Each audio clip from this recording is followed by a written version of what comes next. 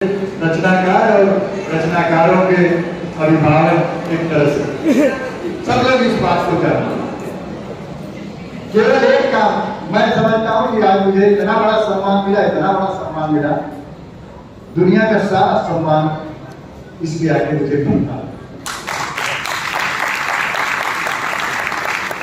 मैं गाजीपुर में रहकर गाजीपुर के लोगों के बीच में रहकर ऐसा किया क्या जिसके लिए गाजीपुर के लोग इस तरह का मुझे सम्मान। मैंने सोचा कि कुछ जरूर हमने किया है, लेकिन कुछ दिखाई नहीं पड़ा। गंगेश जी बैठे हुए हैं, मैं उन दिनों की बात करता हूँ जरा सा एक मिनट के लिए। आदरणीय विष्णु जी, मैं पुराने दौर में चलता हूँ। मैंने कविता तो लिखनी शुरू कर दी थी 1900 कब चाइना का कब हमला हुआ था, 62 में मैंने पहली कविता लिखी थी। सच्चाई यही, हमारे घर में गिरधर की कुंडलियां एक फटी हुई किताब थी, फटी हुई है। मैं कुंडलियां पढ़ता, उसकी नकल चीन का हमला हुआ था। हमारा परिवार, पिताजी वंश कांग्रेसी थे, साधारण कांग्रेसी नहीं थे, सुन नहीं सकते थे। नेहरू के खिलाफ, गांधी के खिलाफ, किसी के खिलाफ। वो भूत मेरे ऊपर भी सवार था। चाइना में हम परास्त हुए थे, लेकिन हमने, मैं उम्र ही क्या थी, हमने लिखा तो फिर हिंदुस्तान की बड़ाइयों लिखा। मैं उसको सुना, अच्छा पढ़ दिया। आपको आश्चर्य होगा शैलेंद्र जी कि मुझे चूंकि भाषा का ज्ञान नहीं था, इसलिए मैंने शब्दों में उसमें खूब तोड़ा। लेकिन अब मैं जब उसे पढ़ता हूं तो मुझे ये लगता है कि उस समय मैंने मात्राओं को कैसे जोड़ लिया था बिना जोड़े, वो सही उत्तर। मैं वो चाहता हूँ क्या पढ़ता हूँ, अलग से ये अच्छे पर समझ लीजिए कि जैसे एक बच्चा कविता लिखेगा तो कैसे लिखेगा, वैसा मैंने लिखा था कि वीर जवाहरलाल ने किया काम लंका, मातृभूमि पहनाएगी सुंदर हीरक हार। अब देखिए भाषा कैसे तोड़ता हूं। सुंदर हीरक हार पिघाएगी नेहरू को, ये पिघाएगी सभी का। सुंदर हीरक हार पिघाएगी नेहरू को, भारत माँ के पूत सपूत वीर पहरू को, जैसे कंसा के लिए दरे कान गोपाल, चीनी दोनों के लिए वीर जवाहर। ये कुंडलियां मैंने लिखी थी उस दौर में। आज अखबार डाक से आता था, 2 दिन बाद हमारे घर के सामने हुआ था, और पक्की जगह थी, लोग बैठते थे, उसको पढ़ते थे। तब बच्चों के कालम के गार्जियन दादाजी नाम से लिखते जी। अच्छा, दादाजी, तो दादाजी के उस कालम का मैं सदस्य बना था, और वहां ये अखबार में छपी थी, 2 कुंडलियां छपी थी, एक याद नहीं है, एक यही याद। बात आई गई, खत्म हो गई, कविता का कहीं ना कहीं था। इसलिए मैं समझता हूँ कि जब कहीं कवि सम्मेलन हो, आदरणीय मिश्र जी को नहीं मालूम होगा, परिचय नहीं था, तो मैं गोरखपुर चला जाया करता था कवि सम्मेलन सुनने। मुझे सोनू फैजाबादी और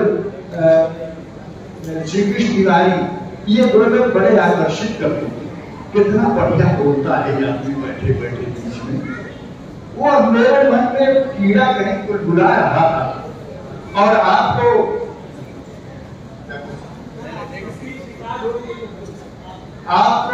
आश्चर्य होगा, इस समय पहले के सम्मेलन में कवि के रूप में आते, गजानन शर्मा जी गवाह है इस बात।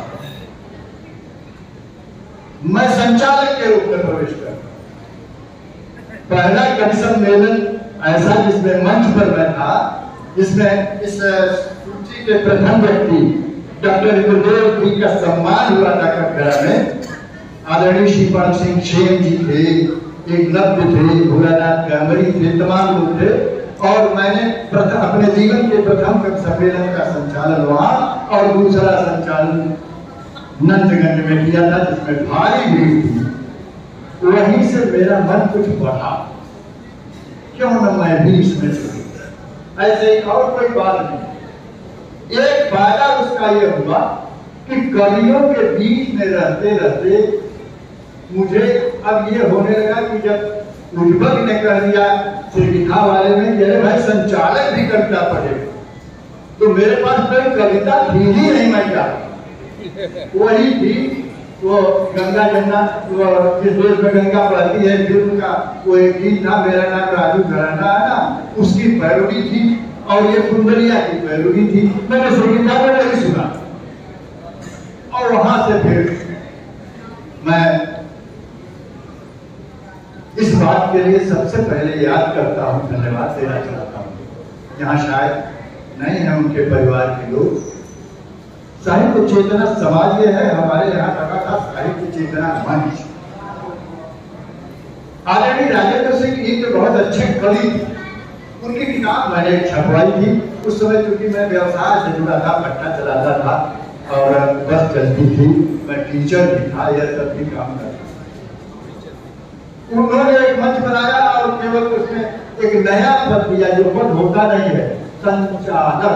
अब कमेटी में संचालक का हो, उस कमेटी का मुझे अब पता चलता है कि तात्पर्य था कर सम्मेलन कराना और उसमें ये संचालक है। मैं चूंकि मीटिंग्स वगैरह का संचालन करता और वहीं से मैं संचालक बना। मैं बहुत आगे चला गया संचालक में, जहाँ तक एक साधारण आदमी को नहीं जाना चाहिए। बस इतना ही कहूँगा। कितने दिन की हमारी मंचों की जिंदगी, मुझसे बहुत पहले मिथिलेश गंभरी आ गया था मंच पर। वो जब पर्चा में पढ़ता था तभी अखबार की खबरें छप गई तो वहां चला जाता। बहरहाल वो वैसे भी था, लेकिन गंभरी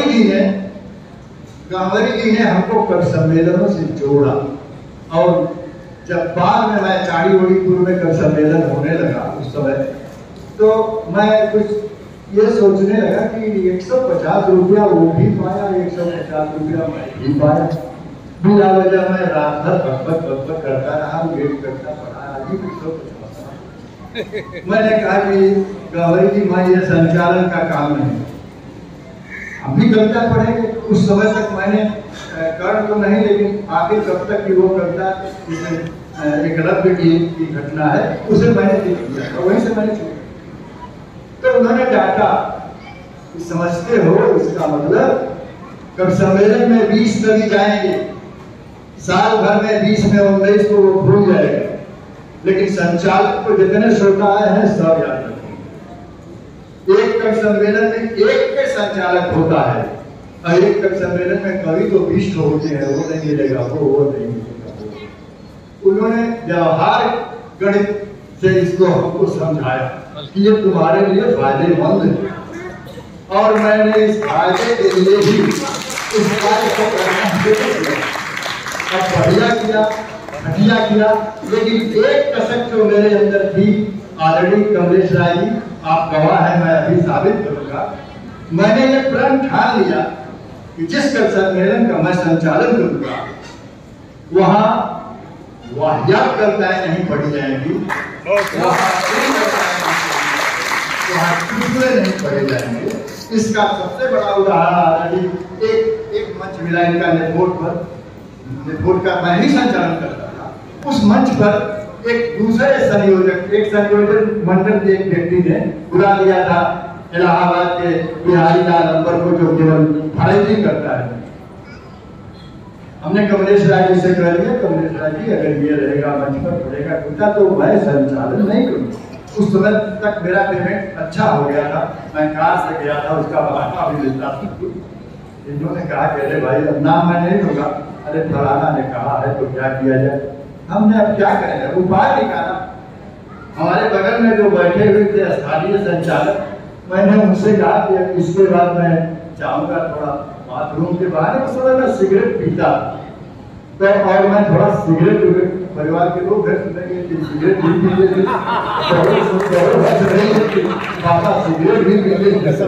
लेकिन सच यही है कि मैं सिगरेट पीता था, तो सिगरेट पीने के बहाने चला गया और ये कह दिया कि भाई ऐसा कीजिए, जब मैं जाऊं तो इसको खड़ा कर देना, ये जब पढ़ लेगा तो मैं रहूंगा बाहर घूमूंगा। यहाँ इस तरह से मैं अपने को बचाने का भी मैंने प्रयास किया, लेकिन सच्चाई यही है कि जब कभी किसी सम्मेलन का संयोजन करना हुआ है तो किसी ऐसे दिल्ली में तो तमाम हादसे जो घुलते हैं, लेकिन आदरणीय 7 लाख 8 लाख रुपया खर्च करके कर सम्मेलन कराते हैं प्रतिवर्ष। मैं उसका संयोजक भी होता हूं और संचालन भी। संयोजन में तो मैं क्या संयोजन करूंगा, जिस कवि को मैं न जानता हूं उसको भी आदेश होता है तो वो चला आता है आप। लेकिन कभी भी किसी चुटकुले बात को आज तक मैंने नहीं सुना कि उसका सम्मेलन। मैं केवल यही निवेदन करता, हमारे मित्र हैं काफी को इस मामले में सौभाग्यशाली, जहाँ अक्षय पांडे जी जैसे, आदरणीय दुबे जी जैसे, आदरणीय गंगेश जी जैसे लोग हैं, और अभी हमारे अभिभावक अनंत पांडे जी हैं। एक युवा कुमार प्रवीण, आप सबको ये पता होना चाहिए कि अभी दिलदार नगर में एक साहित्य सेवी, साहित्यकारों के मित्र सुधाकर पांडे की डेथ हुई, लेकिन उनके परिवार से बिना पूछे उनकी श्रद्धांजलि का बहुत ही शानदार कार्यक्रम अभी पिछले दिनों आयोजित किया 4 तारीख को। उसमें जिले भर के कवियों को आमंत्रित किया। तो ऐसे ऐसे डिवोटेड लोग कविता के प्रति, साहित्य के प्रति, जो अपने को समर्पित करते हैं, ऐसे ऐसे लोग अगर आए तो मैं तो कहता हूं कि गाजीपुर में वो है, वो ताकत है जो हमेशा ऐसे लोगों को पैदा करती है। और मैं देख रहा हूं कि गहमर से लेकर यहाँ तक, और आपका जमानिया तो बहुत जरखेज इलाका है, गहनारी क्या है, कहीं एक फावड़ा मारो तो 10 रुपये निकल जाते हैं इसमें ऐसे ऐसा है। मैं केवल एक निवेदन करना चाहता हूं, बस, और क्या, केवल एक निवेदन ये कि कवि सम्मेलनों को आप चाहे कवि हो, चाहे श्रोता हो, चाहे किसी भी तरह से आपका जुड़ाव हो, कोशिश कीजिए कि आजकल के चुटकुलों से वो दूर, क्योंकि ये चुटकुले, बासी चुटकुले कुछ देते नहीं, उसमें कुछ नहीं होता। कविता की एक पंक्ति, आपको मैं एक उदाहरण देके बात खत्म करता हूं। इस साथ में रहने वाला जिससे बहुत फायदा होता है, उससे भी चुटकुला सुनने से परहेज करता है। आपको पता होना चाहिए, कपिल शर्मा का एक हास्य शो आता है, उसमें एक दिन हमारे परम मित्र आदरणीय कुमार विश्वास जी, आपको पता होगा गाजीपुर में मैंने साइंस स्कूल में पढ़वाया, उनको मैंने कितनी जगह, 4 जगह 5 जगह मैंने पढ़वाया, और उस समय वो पढ़ते थे। वो थे एक जिसे मैं नापसंद करता था, हालांकि वो मरहूम हो गए, तो उनके कुछ अशार थे ऐसे कि मैंने कहना पड़ता था कि आप तुम बहुत कमलत बात करते हो। राहत इंदौरी थे और एक शबाना अली, तीनों पहुंचे वहां।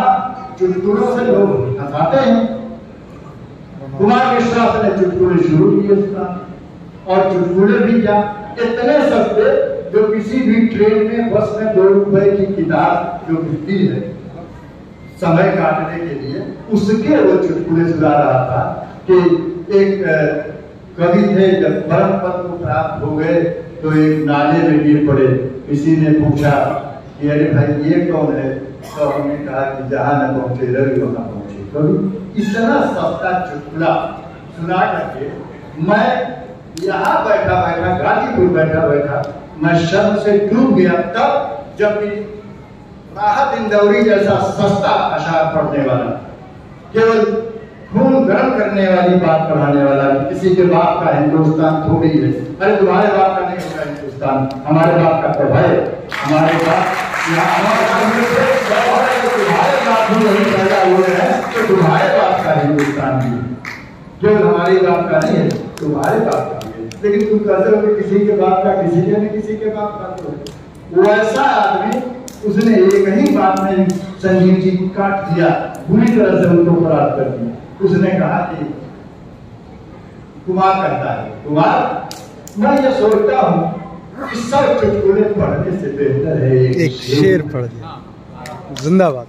आप कभी हृदय समझिए कि कितनी बड़ी बात कर दिया कि 100 चुटकुले पढ़ने से बेहतर है कि एक शेर पढ़ा जाए और उसमें शेर पढ़ा, मदाहिया शेर पढ़ा, लेकिन वो शेर था, रदलियत थी, और उसने जो तालियां उसको जो दी वो तुम्हारे विश्वास को। मैं चाहूंगा अपने कल मित्रों से भी चाहूंगा, कुछ लड़के हैं जो उभर रहे हैं, लेकिन उभरने के साथ साथ थोड़ा बहक रहे हैं, इधर उधर जा रहे हैं, चुटकुले सुना रहे हैं, तो उनसे अलग हट करके, उनसे बचाते हुए गाजीपुर के साहित्य को वहां ले चला जाए जो वर्तमान साहित्य में मेरा भी एक आर्टिकल छपा था वर्तमान साहित्य में, वर्तमान साहित्य में या ऊंची ऊंची पत्र पत्रिकाओं में आपकी सबकी कविताएं छपे। आप कुछ करना चाहते हैं तो राही मासूम रजा के रास्ते पर चलिए, आप करना चाहते हैं तो डॉक्टर उमाशंकर तिवारी के रास्ते पर चलिए, आप कुछ करना चाहते हैं तो विनीति राय के नक्शे कदम पर चलिए, भटकिए मत। इसी बात के साथ, इन्हीं शब्दों के साथ आप सबसे क्षमा याचना है। मैं असल में बोल नहीं पाता, मैं तो थोड़ा कविता का आदमी हूँ, कविता की ही बात में कुछ बोल पाता हूँ। आपका बहुत बहुत आभार, बहुत बहुत। आज मेरा मन है, इससे बड़ा सम्मान और मुझे अपने जीवन में कभी मिलने वाला नहीं है। जितने लोग हम लोग आए, इसमें कुछ लोग हम तक पहुँच नहीं सके, मैं उन तक नहीं पहुँच सका। मैं उनसे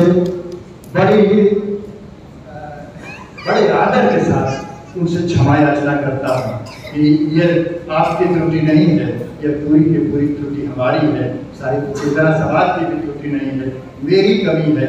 मैं समय नहीं दे सका, न आपका नाम लिख करके यहाँ बता सका। यहाँ खड़े खड़े संचालक को पता भी नहीं कि उधर कौन बैठा है। इसमें कुछ चूक हो गई हो तो आप पुनः एक बार क्षमा कीजिएगा। बहुत बहुत धन्यवाद आदरणीय सिंह। निश्चित तौर पर